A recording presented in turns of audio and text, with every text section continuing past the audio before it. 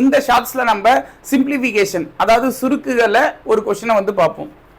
மதிப்பு காண்க அப்படின்னு சொல்லிட்டு ஒரு கொஸ்டின் கொடுத்துருக்காங்க, ஃபைண்ட் த வேல்யூ ஆஃப் அப்படின்னு.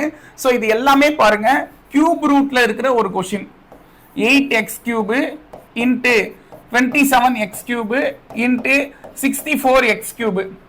ஸோ இதை நான் என்ன செய்யறேன்னா இங்க கியூப் ரூட்னு கொடுத்தனால கொடுத்துருக்கிற இந்த நம்பர்ஸையும் கியூப்ல மாத்திக்கிறேன்.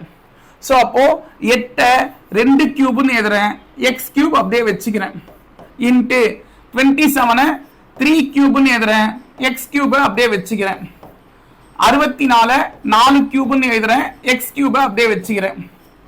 ஸோ இங்க கியூப் ரூட்னு கொடுத்தனால இந்த கியூப் ரூட்டுக்கு உள்ள இருக்கிற எல்லா கியூபும் கேன்சல்.